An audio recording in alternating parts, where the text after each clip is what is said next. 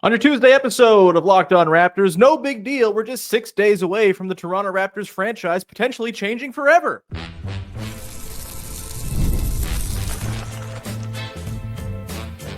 You are Locked On Raptors, your daily Toronto Raptors podcast, part of the Locked On Podcast Network. Your team every day. Hey,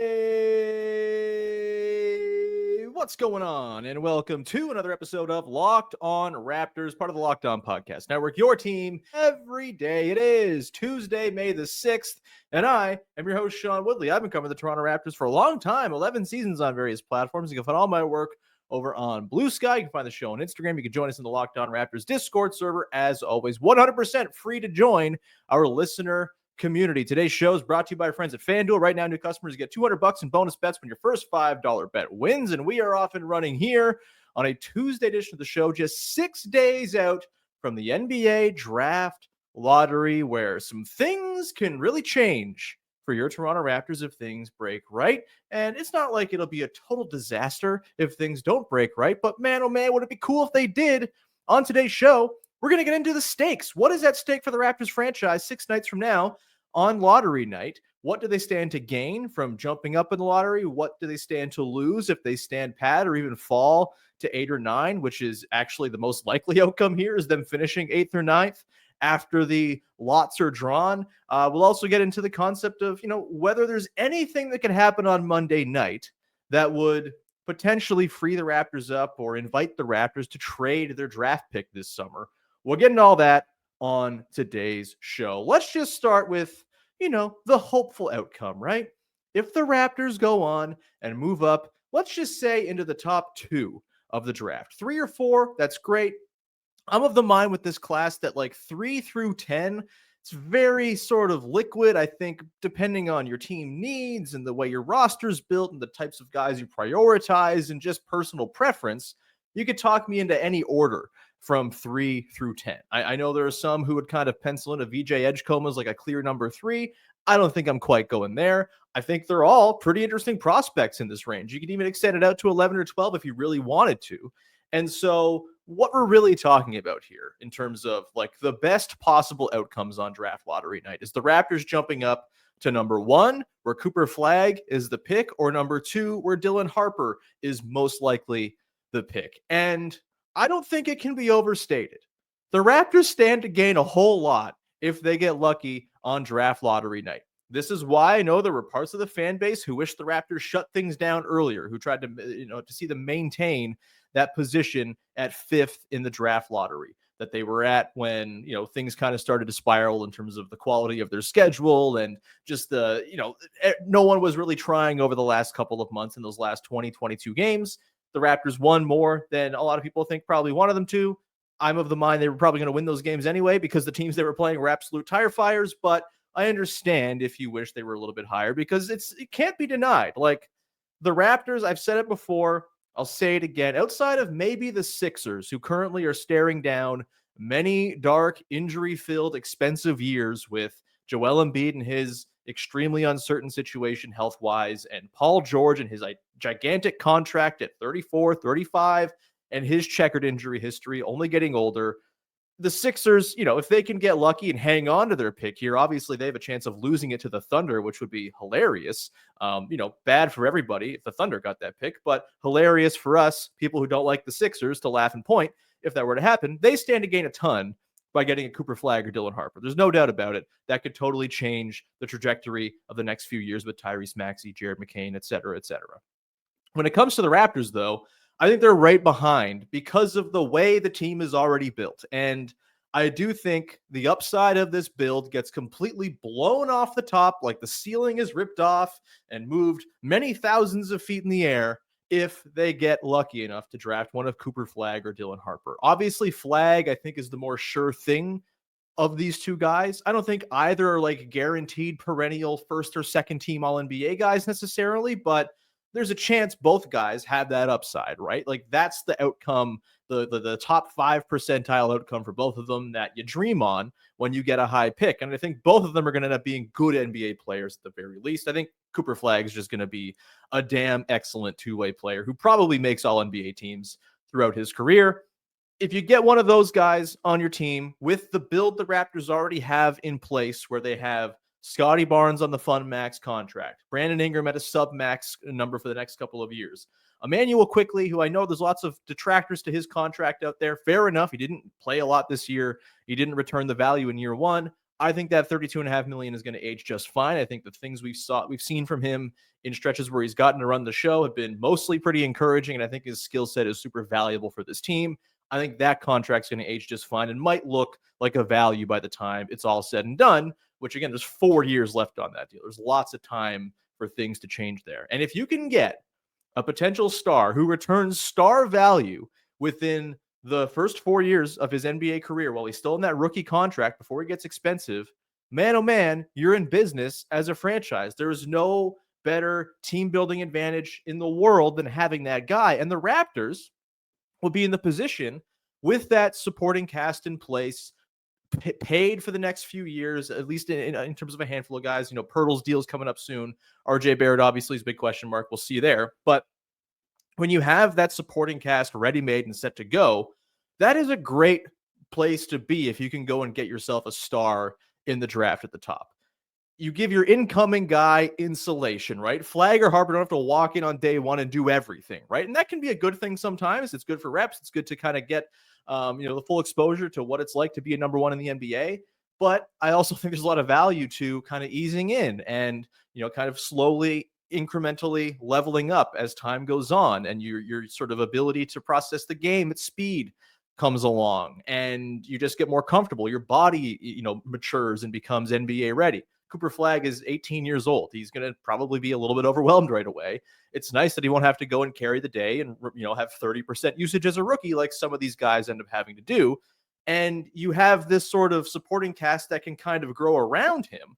It's like when you're planting a garden, you have all these nice bushes, and then maybe you plant a beautiful tree in the middle that you want to then sprout up and grow with the bushes around it. Like the tree is going to take time, but eventually that's going to become the centerpiece, and everything else is going to look really great around that. Hot landscaping talk on your Tuesday episode of the podcast. It feels like it's May, baby. Am I going to do yard work after this? Absolutely, I am.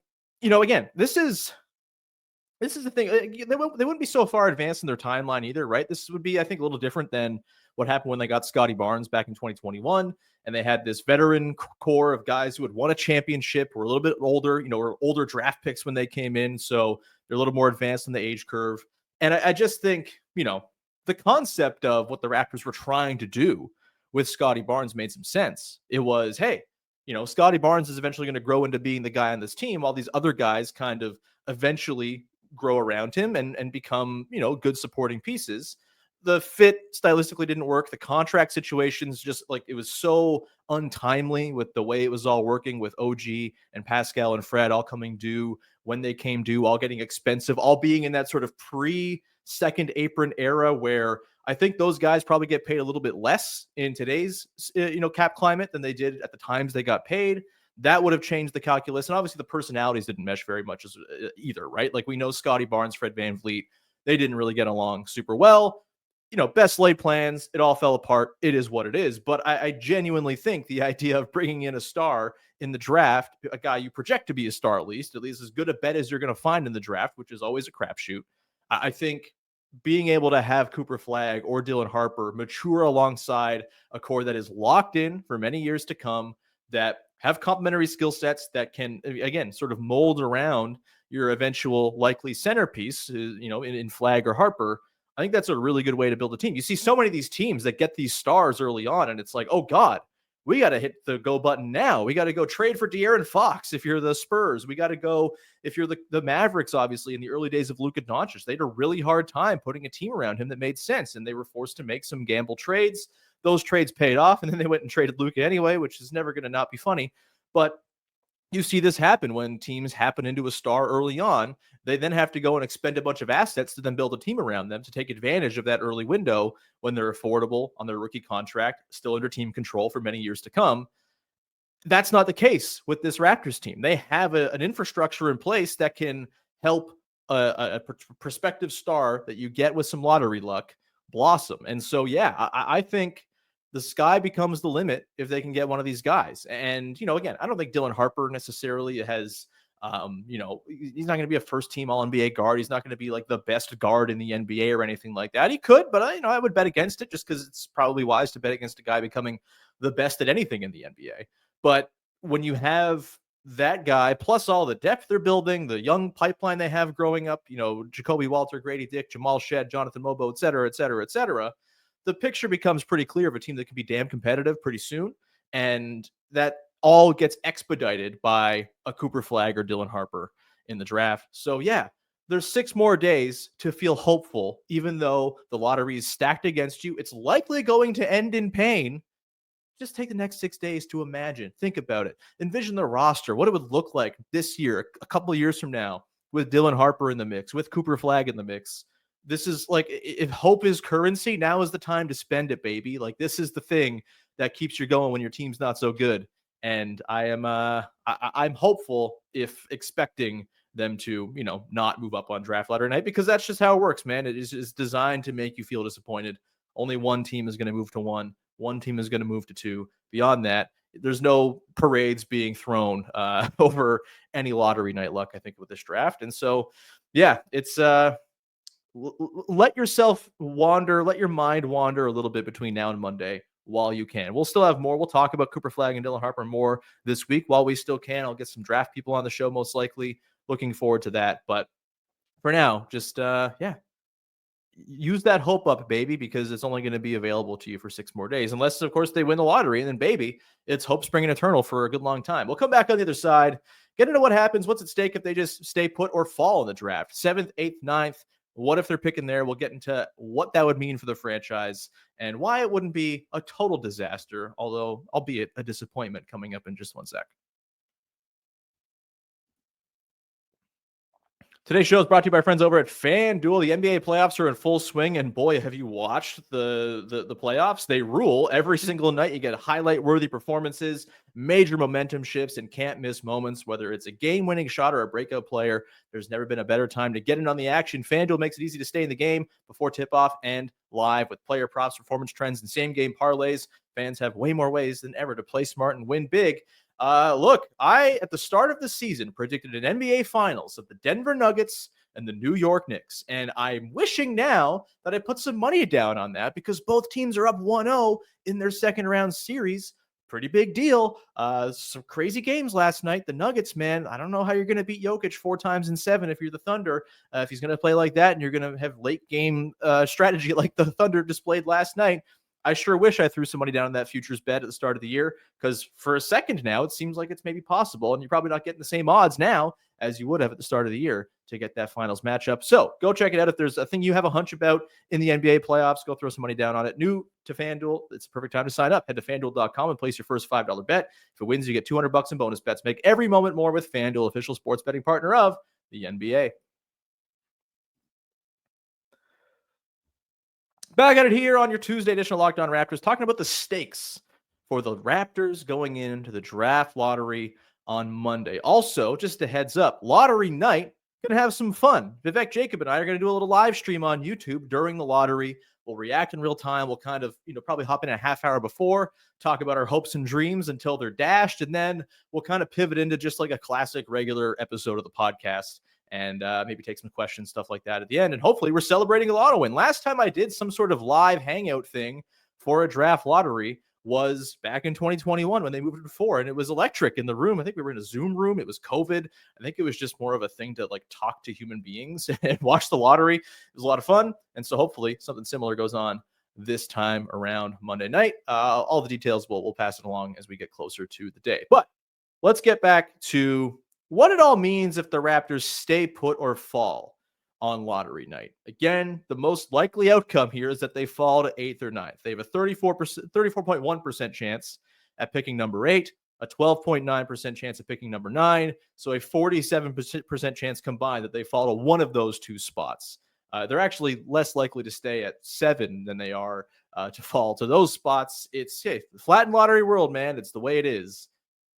I don't think it's a disaster if they stay put or fall to 8 or 9. And part of it is what I talked about off the top, where I think it's a pretty fluid draft class between 3 and 10, 11, 12. I think there are a lot of guys I could talk myself into, a lot of different types of players, a lot of different ways in which the Raptors could address needs within the roster. We'll get to that in a sec here. But, I, I just don't think it's like DEFCON 1 if they don't move up in the draft. Again, they stand to gain a lot here. They stand to expedite things pretty rapidly if they do jump up in the lottery. But I think they're set up now. I think the sort of the art of the beauty of the Brandon Ingram trade was it kind of hedged their bets a little bit against the lottery going the way the lottery is supposed to go, which is not your way. The lottery is meant to disappoint. The lottery is meant to make you sad. Even if you're the worst team in the NBA, you're most likely to leave lottery night feeling peeved. And so the Ingram trade, again, it was sort of this insulation where even if they don't move up in the lottery, even if they drop, they still go into next year not fully dependent on their first round pick being the thing to power them forward. They have a 25 a game scorer at his peak who's an efficient guy who can help grease the wheels of this offense, bring some size to the table, which they badly need. Shot creation, shot making, a thing we talked about yesterday, is just like a bad need for this team as well. He's going to be in the mix, and you're not solely dependent on that first round pick paying off big for you.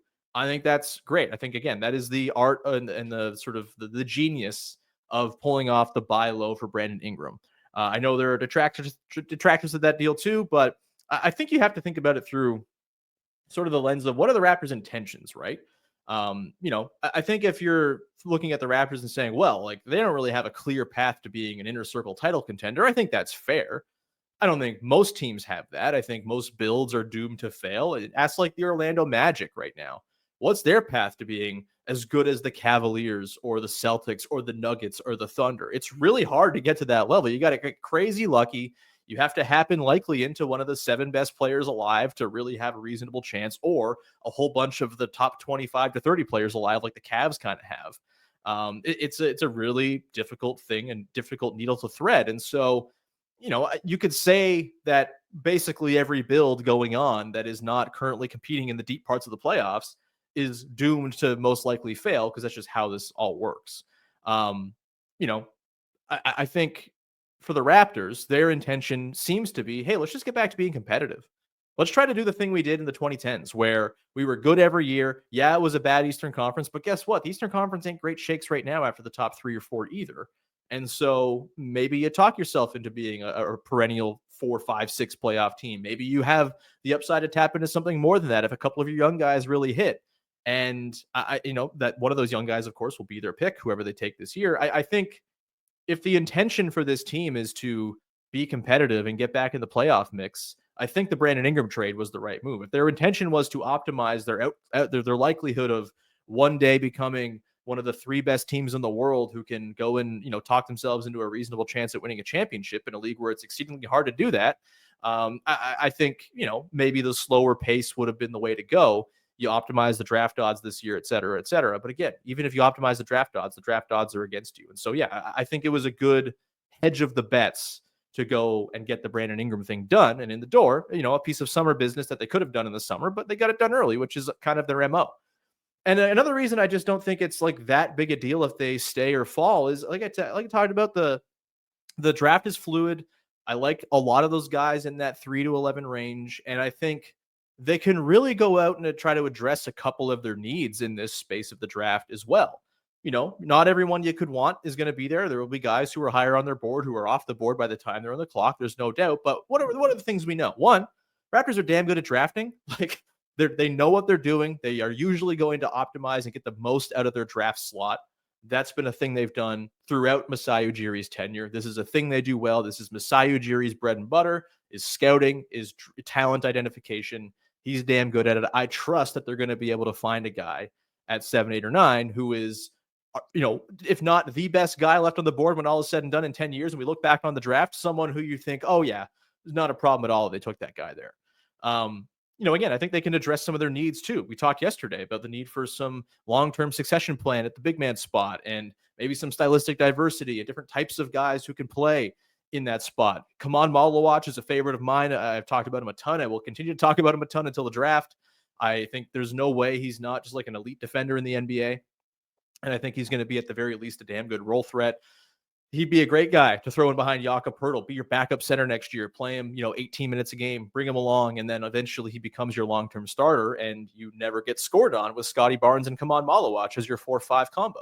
That sounds great to me. I think you have guys who are more on the sort of shot creation end of things, like Jeremiah Fears, who is a very polarizing player. I think there's a lot of downside with him because the sort of skill set is very unmolded yet. He has trouble scoring at the rim. The shooting is very much a question, but the rim pressure, the handle, the just like quick twitch driving and athleticism, all of it's there with him. I think that's a very nice upside / shot creation play. Again, two things the Raptors should be prioritizing. And then you have your sort of more, let's say, classic Raptors ass picks.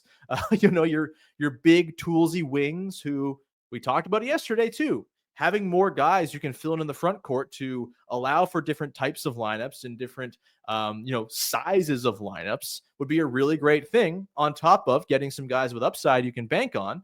A guy like Noah Essengue out of France playing for Ratio Farm Ulm right now. I think he's like a perfect guy to check a lot of those boxes. Someone who could potentially slot in next to Scotty Barnes in a 4-5 in a smaller set of lineups. You could bring him on and kind of mold him into a 3. Maybe you bump Brandon Ingram to the 2. You go giant, right? Like, I think there's all kinds of ways that a Noah Essengue can be someone who checks a lot of the boxes for you. Same goes for someone like a Colin Murray Boyle. So we haven't talked a lot about on the show, but similar type of guy. Athletic, toolsy wing, passing ability, all this stuff. Questionable shot. The Raptors special.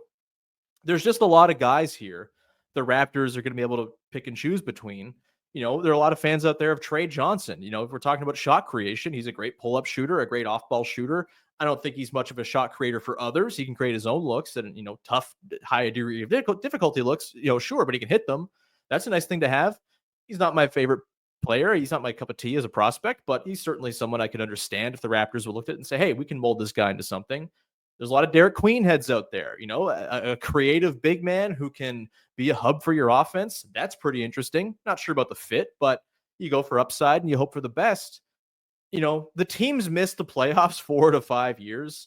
I'm thirsty for winning and getting back in the 40s and wins and being a playoff team every year. And while, dropping a spot or two in the draft might stink, I don't think that precludes them from doing that if that's their intention, which it seems like is their intention, right?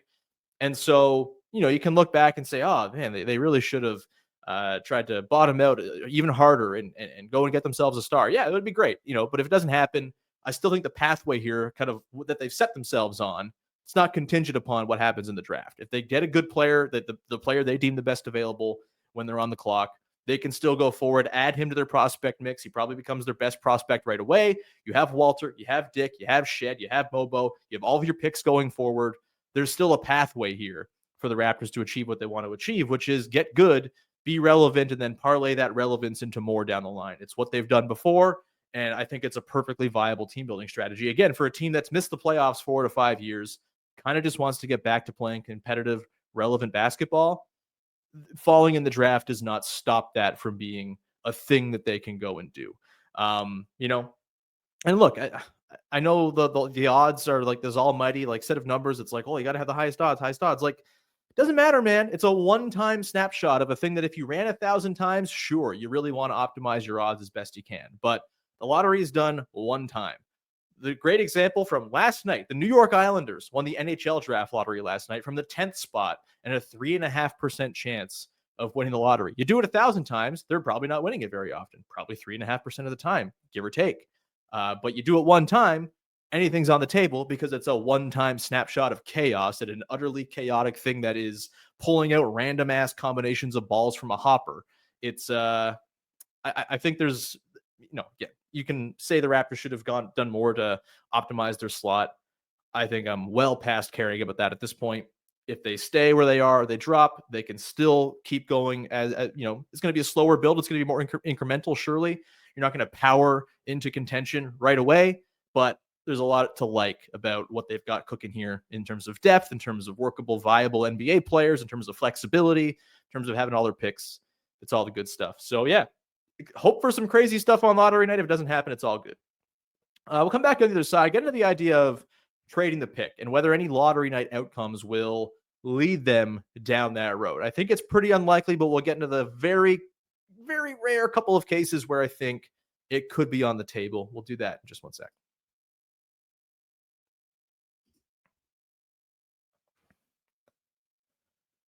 Wrapping things up here on your draft lottery preview-ish episode. We'll talk plenty about the lottery, I'm sure, between now and the end of the week anyway. But kind of ruminating on what's at stake here for the Raptors if they can get themselves some luck and good favor from the lotto gods in 6 nights' time. Let's get into the idea of trading the pick, right? This is a thing that I don't think a lot of people are going to be super keen on, and I think that's probably the correct stance. I think the Raptors are a team that in the past have traded picks in order to bolster the team, and it didn't quite work out because the team wasn't quite where it needed to be in order to kind of make those trades meaningful enough.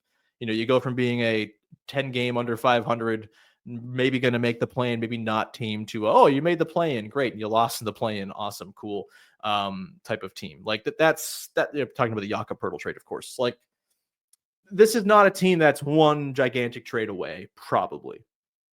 There's one guy who we talked about recently, I'm sure we'll talk about plenty, who I think if you're going to veer off the course they've set, which again, I think is incremental year-over-year growth, with next year being hopefully your first big, meaningful step towards whatever they hope to get to over the life of the Scottie Barnes max contract that starts next year, has 5 years on it.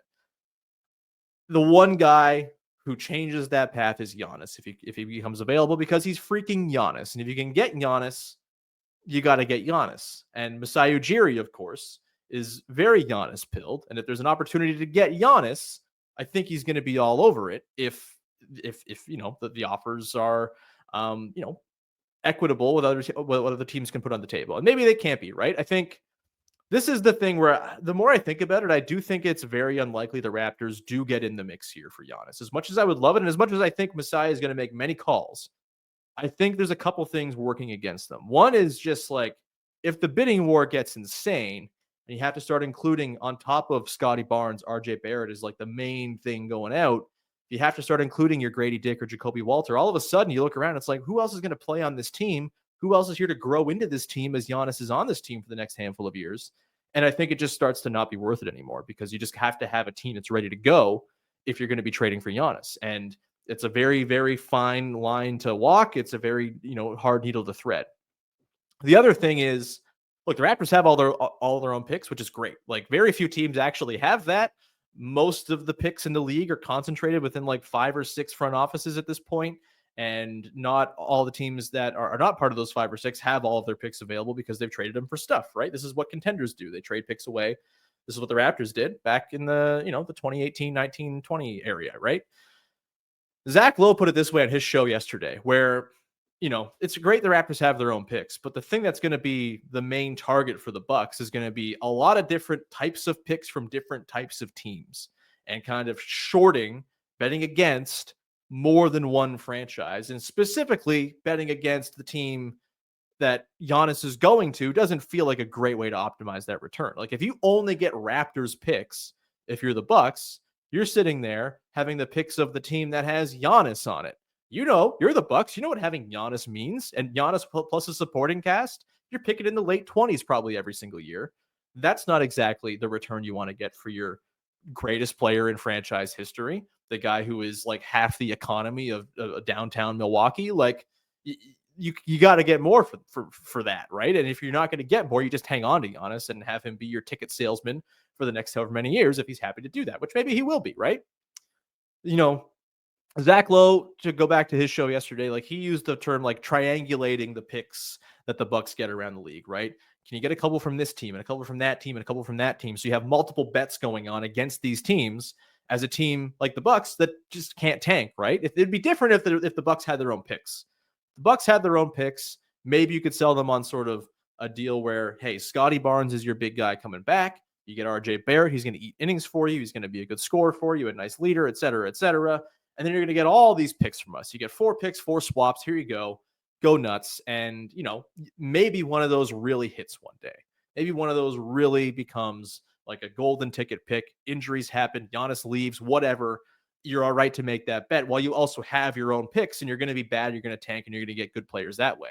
But they can't do that because they don't have their own picks. And so if you're the Raptors, like, what's the compelling pitch to get Giannis on the Raptors other than you go and make some side trades with these other teams that have potentially valuable picks. The Rockets have those Suns picks. The Pelicans have the Bucks picks themselves.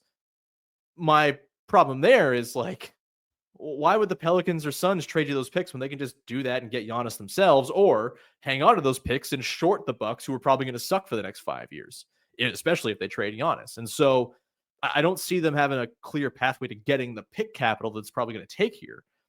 The one way they could do that is if they have the first or second pick in this year's draft and they can say, hey, we don't have all these great Suns picks down the line. We don't have all your own picks, but we do have this golden ticket pick right now. You get to kickstart your rebuild with one of Cooper Flagg or Dylan Harper, and you get to hit the ground running.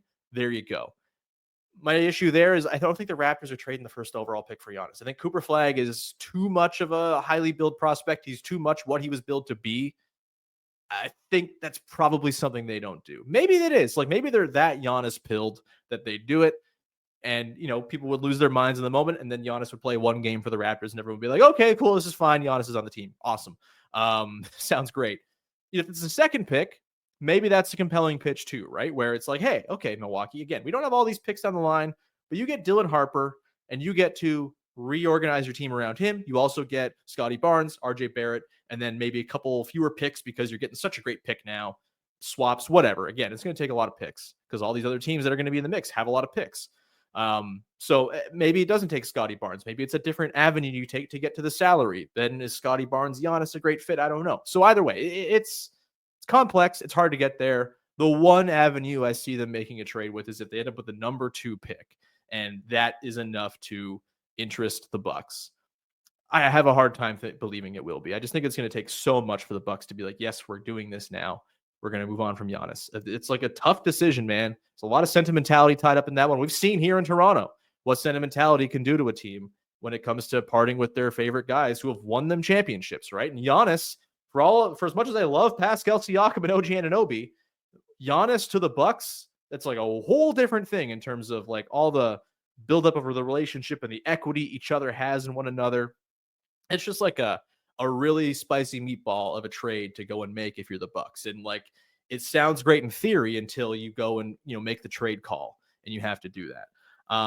So again, I don't think it's likely. If the Raptors end up at 3, 4, 7, 8, 9, the other spots they could land, I don't think they're trading that pick. I think they're just going to stay the course. I don't think it's enough to get Giannis, and there's no other guy who could become available this summer, I don't think, that makes it worth that kind of swing.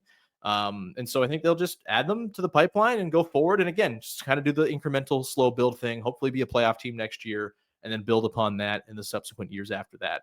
That's, I think, what happens here. There's a very, very, very narrow range of outcomes where a pick gets traded. It's 1 or 2. Beyond that, I don't see a Giannis level guy, someone who makes it worth departing from your kind of best laid plans now, coming available this summer. Again, things can change. The NBA is weird. Teams lose their minds, and all kinds of stuff happens. And boy, oh boy, there seem to be a lot of really stupid owners taking over and taking control of their teams. That's great if you can take advantage of that and make something happen. But I think we're looking at the Raptors very likely not trading this pick. I think it's totally fine. I think that's the right way to do it, unless Giannis is available, at which point, if the pick you have on offer this summer is enough to get them intrigued, you got to at least have a meeting about it and then see where it goes from there. But either way, we're going to leave it there. Thank you so much for rocking with the show. Back again tomorrow. Big V Vivek Jacob will be along. We'll have some fun with him. And then I'm hoping to get a couple draft folks on by the end of the week to talk draft stuff and talk about the guys at the top.